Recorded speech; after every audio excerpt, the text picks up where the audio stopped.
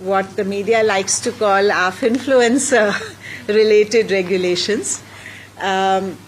As you know, we have jurisdiction over entities that we regulate, and yet they are giving investment advice or research analysis. Then that's a inappropriate activity. They're supposed to register with us. Since they are unregistered and they're still doing it, so they're breaking the law. Recent టైమ్స్లో Indian social media ఇన్ఫ్లుయెన్సర్లలో అంటే financial ఇన్ఫ్లుయెన్సర్లలో fake ఇన్ఫ్లుయెన్సర్లను గుర్తించి వాళ్ళని market నుండి ban చేసి fine విధిస్తుంది చట్టబద్ధ సంస్థ అయిన SEBI, అదే securities and exchange board of India. రీసెంట్గా ఇలాంటి కేసు ఒకటి మళ్ళీ రిపీట్ అయింది. మహారాష్ట్రలోని పూణేకి చెందిన రవీంద్ర బాలు భారతి అనే యూట్యూబ్ ఇన్ఫ్లుయెన్సర్పై సెబీ 9.5 crore రూపీస్ ఫైన్ విధించింది. అండ్ 2025 ఏప్రిల్ వరకు మార్కెట్ అండ్ ఇన్వెస్ట్మెంట్ రిలేటెడ్ అడ్వైజులు ఇవ్వొద్దని బ్యాన్ కూడా చేసింది. గత కొంతకాలంగా ఇలాంటి సోషల్ మీడియా ఫేక్ ఇన్ఫ్లుయెన్సర్లని సెబీ బ్యాన్ చేస్తూనే ఉంది. ఎందుకంటే వీళ్ళకి ఎలాంటి సెబీ రిజిస్ట్రేషన్ కానీ national institute of securities market NISM నుండి సర్టిఫికేషన్ అండ్ అప్రూవల్ లేకుండానే ఇల్లీగల్గా finance related and stock market ట్రేడింగ్లలో సలహాలు ఇస్తున్నారు. ఇలాంటి non registered and non certified investment advisor దగ్గర అడ్వైస్ తీసుకొని షేర్స్లో ఇన్వెస్ట్ చేసి మోసపోవద్దని వార్నింగ్ ఇస్తూనే ఉంది సెబీ. ఇంతకీ ఈ యూట్యూబ్ ఇన్ఫ్లుయెన్సర్ అయిన రవీంద్ర బాలు భారతి ఎవరు? ఇతను చేసిన ఇల్లీగల్ యాక్టివిటీస్ ఏంటి? ఇతను సెబీ రూల్స్ అండ్ రెగ్యులేషన్స్ని ఎలా వైలేట్ చేశాడు? అండ్ ఇతనిపై ఎందుకు 9.5 crore రూపీస్ ఫైన్ని సెబీ ఇంపోజ్ చేసింది? అండ్ అలాగే సెబీ రిజిస్టర్డ్ కానీ అడ్వైజర్ దగ్గర అడ్వైస్ తీసుకొని ఇన్వెస్ట్ చేస్తే వచ్చే ప్రాబ్లమ్స్ ఏంటో ఈ వీడియోలో తెలుసుకుందాం.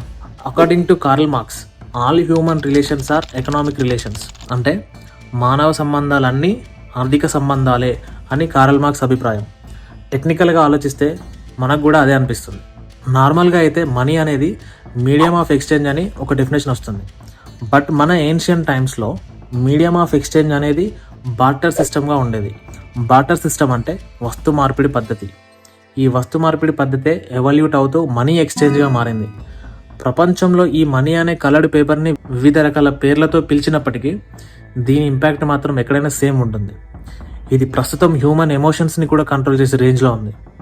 కాబట్టే ఈ మనీ విషయంలో స్కామ్స్, ఫ్రాడ్స్ అనేటివి రెగ్యులర్గా జరుగుతూ ఉంటాయి. సో ఇదే థీమ్లో జరిగిందే రవీంద్ర బాలు భారతి ఇన్వెస్ట్మెంట్ ఫ్రాడ్. ఇతను ఒక మరాఠీ యూట్యూబ్ ఇన్ఫ్లుయెన్సర్.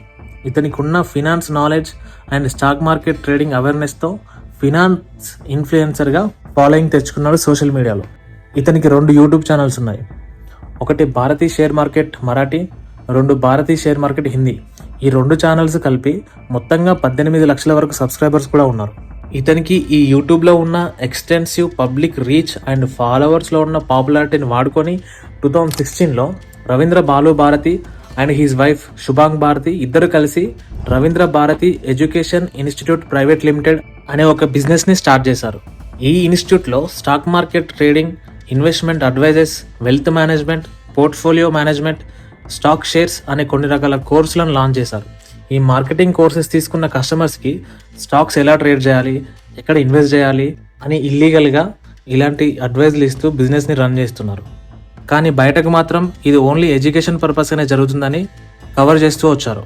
యాక్చువల్గా మన ఇండియాలో ఇలాంటి యాక్టివిటీస్ చేయాలంటే SEBI registration and NISM certification mandatory. SEBI registration లేకుండా stock market trading and investment అడ్వైజులు ఇవ్వటం అనేది చట్టరీత్యా నేరం, ఇల్లీగల్ అండ్ క్రైమ్. ఈ రవీంద్ర బాలు భారతి చేసింది కూడా ఇదే. వీళ్ళు ఫినాన్స్ రిలేటెడ్ కోర్సెస్ పేరుతో స్టూడెంట్స్కి 50,000 నుండి 1 lakh కంటే ఎక్కువగా ఫీజుల రూపంలో, కమిషన్ రూపంలో వసూలు చేసి సెబీ రూల్స్ని వైలేట్ చేశారు. అండ్ వీళ్ళు ఒకే క్లయింట్కి ఒకే రోజులో మల్టిపుల్ ఇన్వాయిస్తో management fees, expected returns, profit sharing అని రకరకాల ఫీజులు, కమిషన్లు అండ్ మేనేజ్మెంట్ ఛార్జెస్ని అన్ని కలుపుకొని 12 కోట్ల వరకు అక్రమంగా సంపాదించారు. దీంట్లో హార్డ్ హిట్టింగ్ పార్ట్ ఏంటంటే ఈ ఇన్వెస్ట్ చేసే క్లయింట్లకి ఏమాత్రం పొటెన్షియల్ రిస్క్ల గురించి అవగాహన లేకుండా, వీళ్ళు చెప్పకుండా, డౌట్స్ కూడా రాకుండా కేవలం వాళ్ళకి వచ్చే కమిషన్ గురించి మాత్రమే ఆలోచించి ట్రేడ్ రికమెండేషన్స్ చేశారు. వీళ్ళు ఇల్లీగల్గా చేసిన investment advisory, portfolio management, guarantee returns, profit sharing లాంటి అన్లాఫుల్ యాక్టివిటీస్ చేసి 2018 to 2023 మధ్య సుమారుగా 100 కోట్ల ట్రాన్సాక్షన్ జరిగినట్లు సెబీ ఇన్వెస్టిగేషన్లో తెలిసింది. అండ్ వీళ్ళు 25% to 1000% కంపల్సరీ రిటర్న్స్ వస్తాయని క్లయింట్ని నమ్మించి వాళ్ళతోని ఇన్వెస్ట్మెంట్స్ చేపించారు. వాస్తవానికి మార్కెట్లో ఖచ్చితమైన రిటర్న్స్ వస్తాయని ఎవరు చెప్పలేరు. ఎందుకంటే స్టాక్ మార్కెట్ అనేది వొలటిలిటీగా ఉంటుంది. అంటే ర్యాపిడ్గా చేంజెస్ రావటం, అప్స్ అండ్ డౌన్స్ ఉండటం జరుగుతుంది. అండ్ షేర్ మార్కెట్ అనేది always unpredictable and couple of మినిట్స్లోనే మార్కెట్ స్ట్రక్చర్ మారుతూ ఉంటుంది. ఇలాంటి మాటలు నమ్మిన చాలామంది ఇన్వెస్టర్స్ వాళ్ళు ఇన్వెస్ట్ చేసిన డబ్బులను పోగొట్టుకొని లాస్ అయ్యి ఫినాన్షియల్ డెబిట్ ట్రాప్లో పడి సూసైడ్స్ చేసుకోవడం మనం రోజు వింటూనే ఉంటాం. ఇలాంటి వాటికి చెక్ పెట్టడానికే సెబీ అన్రిజిస్టర్డ్ అడ్వైజర్లను, స్టాక్ మార్కెట్ బ్రోకర్లను బ్యాన్ చేస్తూ వస్తుంది. పబ్లిక్కి అవేర్నెస్ కల్పించడానికి చాలా రకాల యాక్ట్స్ అని గవర్నమెంట్ కూడా తీసుకొస్తుంది. బట్ ఇలాంటి ఫ్రాడ్స్ కూడా అంతే ర్యాపిడ్గా జరుగుతున్నాయి. ఈ రవీంద్ర బాలు భారతి చేసిన ఇల్లీగల్ యాక్టివిటీస్తో సెబీ యాక్ట్ 1992లోని regulation 3 clause 1 investment advisory regulation 2013లో అండ్ రెగ్యులేషన్ 4 క్లాస్ 1 ప్రకారం prohibition of fraudulent and unfair trade practice relating to securities market ప్రకారం misleading information, fraudulent practices, brokerage commission, stocks sharing, trading లాంటి permission లేకుండానే illegal యాక్టివిటీస్కి పాల్పడినందుకు SEBI Ravindra Balu భారతిపై 9.5 crore rupees ఫైన్ని విధించింది. ఈ అమౌంట్ని వెంటనే ఎస్క్రో అకౌంట్కి ట్రాన్స్ఫర్ చేయాలని వార్నింగ్ కూడా ఇచ్చింది. ఇలాంటి చాలా కేసెస్ ఈ మధ్యకాలంలో చాలానే జరిగాయి. 2022లో ఇండియన్ ఫేమస్ ఇన్వెస్టర్ అయిన పిఆర్ సుందర్ కూడా రిజిస్ట్రేషన్ లేదని సెబీ 8 లక్షల వరకు ఫైన్ విధించింది అండ్ మార్కెట్ నుండి 1 year వరకు బ్యాన్ చేసింది.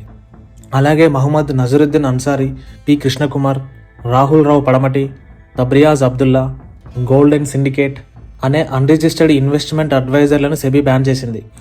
సర్టిఫికేషన్ అండ్ సెబీ రిజిస్ట్రేషన్ లేని ఇన్వెస్ట్మెంట్ అడ్వైజర్లు సోషల్ మీడియా ఇన్ఫ్లుయెన్సర్లుగా పబ్లిక్ని మోసం చేస్తున్నారని సెబీ డిక్లేర్ చేస్తూ వస్తుంది. మరి ఇలాంటి ఫ్రాడ్స్కి ఇంత స్కోప్ ఉన్న ఈ మార్కెట్లో మనం సస్టైన్ అవటం ఎలా అని మన క్వశ్చన్ రేజ్ అవుతూ ఉంటుంది. సో దాన్ని కూడా డీకోడ్ చేసే ప్రయత్నం చేద్దాం. జనరల్గా ఫినాన్స్ ఫీల్డ్లో ఉన్న ప్రాబ్లం ఏంటంటే అడ్వైస్ తీసుకునే కస్టమర్స్కి ఇచ్చే అడ్వైజర్కి ఒక క్లారిటీ ఉంటుంది.